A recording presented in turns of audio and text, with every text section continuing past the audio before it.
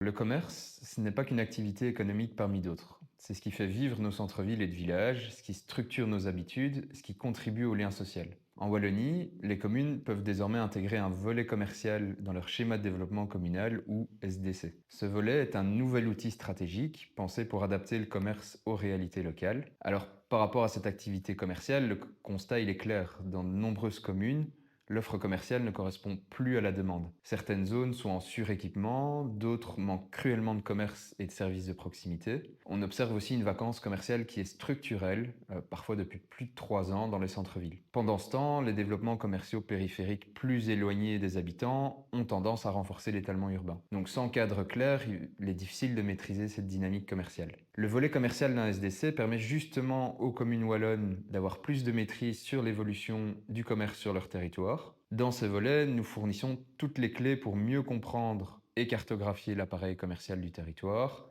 gérer les permis d'urbanisme pour implantation commerciale, définir les conditions d'implantation des futurs commerces ou encore identifier les zones à consolider ou à reconvertir. C'est un outil qui fait vraiment le lien entre le commerce d'une part et toutes les autres fonctions du territoire, que ce soit l'urbanisme, la mobilité, les services, les logements. Un exemple concret, les communes peuvent par exemple décider, via une délibération communale, de rabattre le seuil de décision sur les permis d'urbanisme pour implantation commerciale de 400 à 200 mètres carrés. Ça signifie, en faisant cela, que les communes pourront avoir plus d'emprise sur les commerces qui font une surface de 200 à 400 mètres carrés. Et donc, selon leur nature et la localisation envisagée, est-ce qu'il faut accepter ou refuser ce type d'implantation. Namur, Warem ou encore Stavelot l'ont déjà adopté, et le SDC peut aider à gérer cette catégorie de surface spécifique. Alors, le volet commercial des SDC, c'est pas réservé qu'aux grandes villes. Au-delà du fait qu'il soit obligatoire